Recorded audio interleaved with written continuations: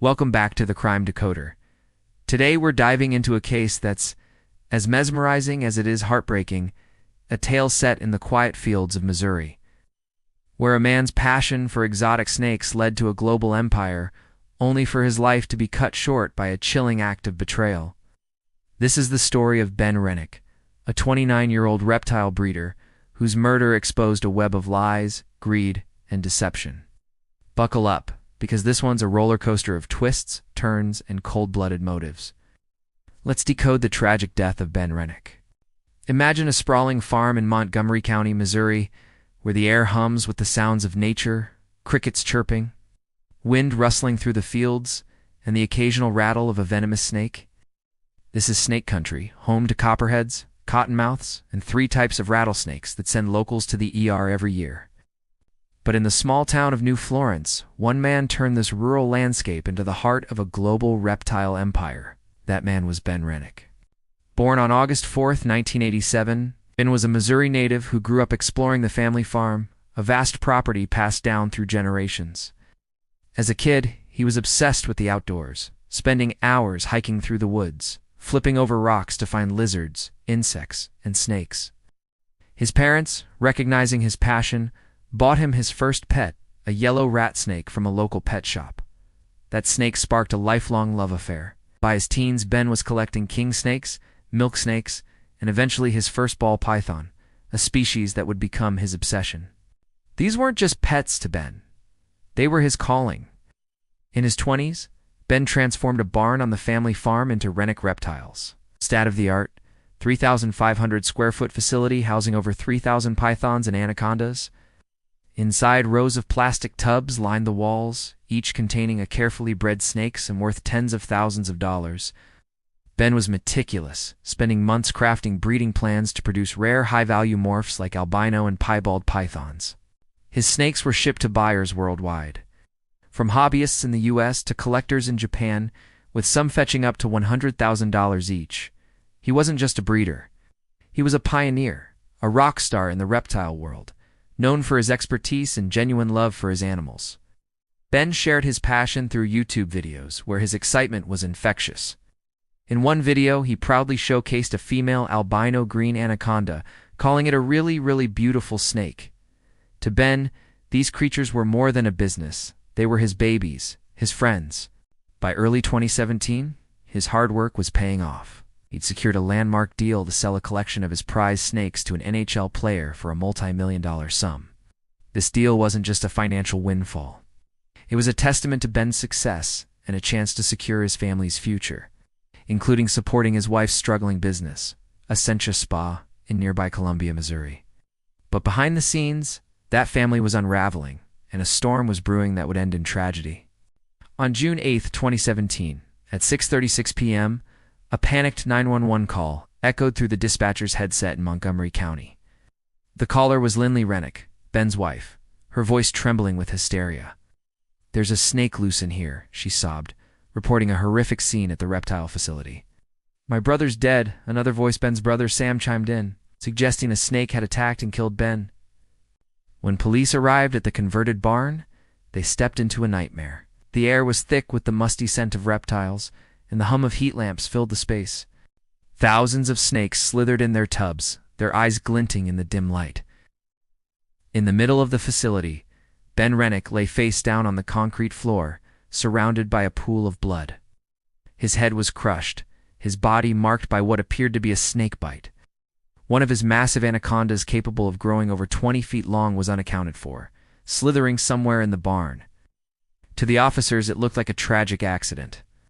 Ben, a man who'd spent his life mastering dangerous creatures, seemed to have fallen victim to one. The scene evoked memories of Steve Irwin, the beloved zoologist killed by a stingray in 2006, a stark reminder that even experts aren't immune to nature's wrath. The police were on edge, wary of the thousands of reptiles around them. "I don't care if it's a 5-inch snake if it tries to bite me. I'm lighting it up," one officer said, half joking but clearly unnerved. Lynlee was inconsolable, clutching her children in a nearby car, while Sam, who lived on the farm, tried to make sense of the chaos. He pointed to the loose anaconda, reinforcing the idea that Ben had been strangled or bitten. But when the coroner arrived, The truth was far more shocking. Ben hadn't been killed by a snake. He'd been shot 8 times in the back, one bullet delivered at close range, execution style. This wasn't an accident, it was murder, and the snakes were just a convenient scapegoat. To understand how Ben's life ended so brutally, we need to trace his journey. Ben was a New Florence native, born into a family tied to the land. His childhood was idyllic in some ways, spent exploring the farms, fields, and forests. But tragedy struck in 2008. His mother died of cancer, a devastating loss. Soon after, his father, implicated in a multi-million-dollar Ponzi scheme, took his own life, leaving the family farm to Ben. The younger of 2 brothers, Sam, the older sibling, continued living on the property, but the inheritance caused tension between them, a sore spot that would later become a focal point in the investigation. Ben, determined to honor his parents, poured his heart into Renick Reptiles, Inc. He converted the barn into a high-tech breeding facility, complete with climate-controlled tubs and meticulous record-keeping. His attention to detail was legendary. He could tell you the lineage, growth patterns, and care needs of every snake in his collection. His YouTube videos weren't just promotional. They were a window into his passion, showing him handling massive pythons with ease and pride. By 2017, Renick Reptiles was a global brand, and Ben was a respected figure in the reptile community, known for his innovation and dedication. The NHL deal in early 2017 was a pinnacle moment. The multi-million-dollar sale would secure his financial future and support Lynlee's Essentia Spa, which was struggling under mounting debt. Ben and Lynlee had a daughter together, and Lynlee brought a son from a previous relationship into their marriage. On the surface, they were a power couple: Ben, the charismatic snake breeder, and Lynlee, the ambitious spa owner. But their relationship was far from perfect, and the pressures of money, family, and secrets were about to explode. Lynlee Renick, born Lynlee Gallatin, was a Missouri native who'd known Ben since their high school days in New Florence. A former cheerleader, Lynlee had faced her share of struggles, battling depression and an eating disorder as a teenager. At 19, she became a single mother after a tumultuous relationship with her son's father, who ended up in prison after a serious car accident. In 2010, Lynlee moved to Columbia, Missouri, to escape a toxic relationship with Michael Humphrey, a man who introduced her to prescription painkiller addiction. She was searching for a fresh start when Ben reached out via Facebook, sparking a reconnection that changed her life. Ben was everything Lynlee's ex wasn't: kind, stable, and successful. They bonded over shared interests: horror movies, books, and a love for adventure. Their relationship moved quickly. Lynlee and her son moved to the farm, and in 2012, she and Ben welcomed a daughter. They married in 2014, and Lynlee joined the reptile business, helping with tasks like feeding snakes and managing shipments. Ben used his profits to fund Essentia Spa, Lynlee's dream venture, as a kind of late honeymoon gift. In February 2017, he posted a glowing tribute to her on Facebook. "Most amazing woman ever. Takes someone special to help me with my company, even unloading a couple thousand rats when I'm out. Not a day goes by where I don't appreciate everything this lady does." But behind the social media facade, their marriage was crumbling. The spa was a financial disaster, drowning in $200,000 of debt. Covered Facebook messages revealed bitter arguments. On March 27, 2017, Ben wrote, "I honestly don't know. Even if I file bankruptcy, the bank can put liens against us personally." The CPA's failure was a constant source of tension, and Ben's frustration boiled over in a text hours before his death. "No more lying, no more keeping things from me. No more not paying people and thinking it's okay to pay later." Lynlee was hiding more than financial troubles, and those secrets would soon unravel everything. The day after Ben's death, police brought Lynlee and Sam in for questioning at the Montgomery County Sheriff's Office. The interrogation room was stark, the air heavy with suspicion. Both agreed to gunshot residue tests, and Sam took a polygraph test, passing with flying colors. His hands were clean, and his grief seemed genuine. "My brother was murdered," he told investigators, his voice breaking. When asked what should happen to the killer, he said, "I'm a believer in the death penalty," but insisted he had no part in the crime. Sam did acknowledge past tensions with Ben over the family farm, which their father had left to Ben, bypassing the older brother. Lynlee seized on this, telling police the brothers had been arguing about selling the property, hinting at a possible motive. The reptile community, meanwhile, was reeling. Ben was a titan in their world, and his death sent shockwaves through online forums and conventions. They organized an online auction of donated snakes, raising over $40,000 for Lynlee and her children. Tributes poured in. "Our hobby lost a legend," one breeder wrote. Ben cared about his animals like no one else, but just 11 days after the murder, a bombshell dropped. Police learned Lynlee had been having an affair with a man named Eric, who had an ironclad alibi for June 8th.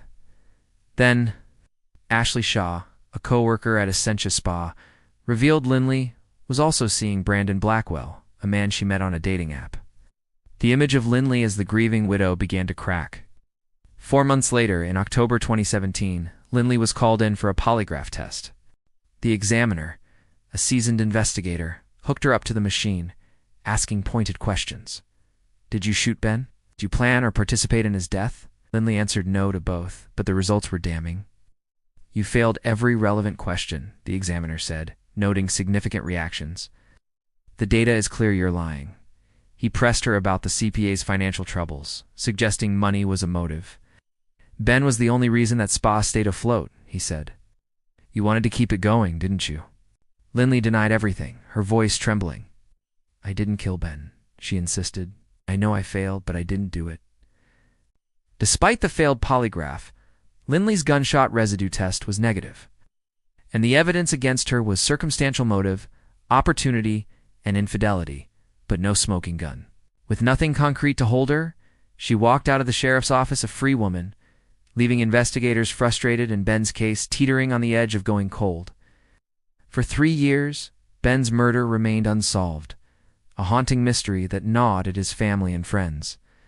Lynlee sold the family farm for over $700,000, shut down Renick Reptiles, and moved away with her children, still awaiting a $1 million life insurance payout from Ben's policy. The case seemed destined to gather dust in a file cabinet until January 2020, when a surprising figure stepped forward: Brandon Blackwell, one of Lynlee's lovers now behind bars for violating a protection order against her. Brandon, facing jail time and desperate to cut a deal, contacted investigators with a jaw-dropping story. He claimed Lynlee had tried to kill Ben months before the shooting, lacing a protein shake with a massive dose of narcotics in an attempt to poison him. Ben survived, but the plan didn't stop there. Brandon alleged Lynlee had 2 accomplices: Ashley Shaw, her spa co-worker, and Michael Humphrey, her ex-boyfriend from her drug-addicted past, who'd been released from prison in early 2017. According to Brandon, on June 8, 2017, Lynlee and Michael went to the farm with a gun. Michael hesitated, saying he wasn't comfortable pulling the trigger. So Lynlee took the weapon and shot Ben 8 times. Investigators pounced on the new lead, arresting Lynlee, Ashley, and Michael in a coordinated sweep. Under interrogation, Ashley folded under pressure. She admitted to helping Lynlee mix 15 Percocet pills into a protein shake meant to kill Ben. Confirming Brandon's story, the poisoning failed, Ben got sick, but survived. Ashley wasn't at the farm on June 8th, but said Lynlee later confessed to the shooting. According to Ashley, Lynlee claimed Michael handed her the gun, and she took care of it. Ashley also revealed Lynlee had manipulated her and Michael by claiming Ben was physically and sexually abusive, a story that convinced them to help her. Michael, facing a first-degree murder charge, told a different story. He claimed he thought he was only there to help Lynlee pack to leave Ben, not to kill him. They drove to the farm, and Lynlee introduced Michael to Ben as a high school friend interested in snakes. Inside the reptile facility, Michael was distracted, marveling at the rows of pythons and anacondas. He said Lynlee slipped past him, pulled out a gun, and shot Ben while his back was turned. Michael admitted to driving her back to the spa, where Ashley helped clean Lynlee up, washing off gunshot residue and disposing of her clothes. He claimed he left the murder weapon in his girlfriend's mother's attic, a detail that would prove crucial. Phone records corroborated parts of the story. Lynlee had been in constant contact with Michael leading up to June 8th, with dozens of calls and texts. After the murder, communication between them stopped abruptly, raising suspicions. Ashley also admitted to sending texts from Lynlee's phone at the spa during the murder window, creating a false alibi. The pieces were falling into place, but the case still hinged on testimony and circumstantial evidence. No fingerprints, no DNA, no murder weapon had been recovered yet. Lynlee's trial began in December 2021 in Boone County, Missouri. Drawing national attention due to Ben's fame in the reptile world, the prosecution painted Lynlee as a cold, calculated killer driven by greed. The $1 million life insurance policy, the $700,000 from the farm sale, and the failing spa provided a clear motive. They argued Lynlee planned the murder meticulously, enlisting Ashley and Michael as accomplices. Michael, hoping for parole, testified against her, revealing the location of the murder weapon, a handgun hidden in his girlfriend's mother's attic, which police recovered and matched to the crime. Ashley's testimony was equally damning, detailing the failed poisoning attempt and Lynlee's confession to the shooting. The prosecution highlighted Lynlee's failed polygraph, her affairs, and the deleted text messages recovered from Ben's phone, which showed arguments hours before his death. Lynlee took the stand in her defense, offering a starkly different story. She claimed she went to the farm on June 8th to ask Ben for a divorce, bringing Michael for emotional support despite their toxic history. She said Michael unexpectedly pulled a gun and shot Ben, leaving her in shock.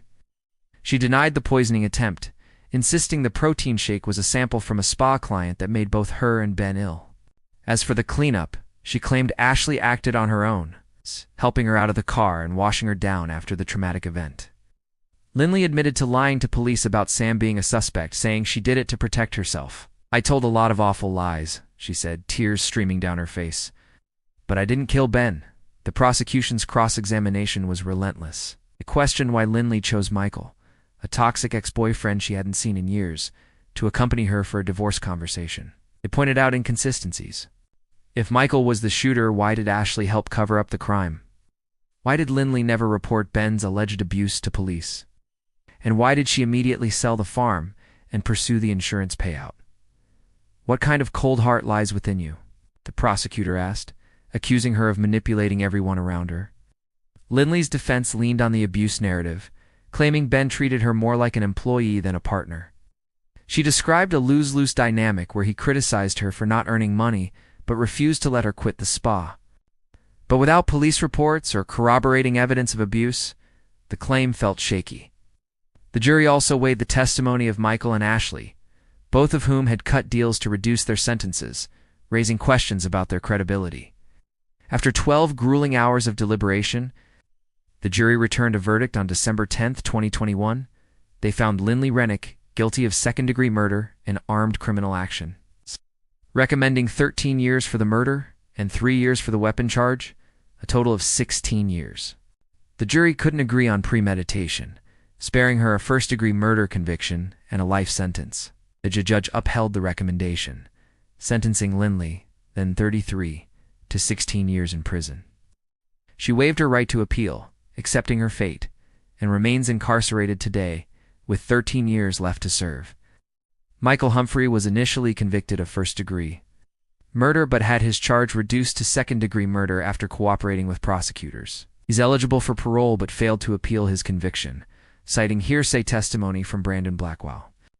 Ashley Shaw faced lesser charges for her role in the poisoning attempt and her assistance in the cover-up, striking a deal to avoid a harsher sentence. Brandon Blackwell's testimony, while pivotal, was tainted by his own legal troubles, and he received no formal reduction for his cooperation. Ben's family was devastated but resolute. At the sentencing, Sam Renick addressed Lynlee directly. "You murdered my brother to profit from his death. You're a murderer, and you'll always be a murderer." The reptile community mourned Ben's loss, holding vigils and sharing tributes online. A new snake breed, the Renick Ghost, was named in his honor, a shimmering, pale morph that captured his legacy in the industry he loved. But for Ben's children, his daughter with Lynlee, and her son from a previous relationship, the loss was profound. They're being raised without their mother or father, a family shattered by greed and lies. This case is a gut-wrenching tragedy, a story of a man who turned his passion into a legacy, only to be betrayed by the person he trusted most. Was Lynlee Renick a calculating mastermind who orchestrated her husband's death for money? Or a desperate woman caught in a spiral of bad decisions? Did Michael Humphrey and Ashley Shaw get what they deserved, or were they manipulated by Lynlee's lies? And what about the abuse allegations? Were they a fabrication to justify murder, or a hidden truth that never saw the light of day? We want to hear from you. Drop your thoughts in the comments. Was justice served in this case? What drove Lynlee to such a drastic act? And how do you feel about the snakes being blamed for a human's crime? If you found this crime story compelling, hit that like button, subscribe, and ring the bell for more true crime stories on the Crime Decoder. Until next time, stay curious, stay vigilant, and keep decoding the truth with us.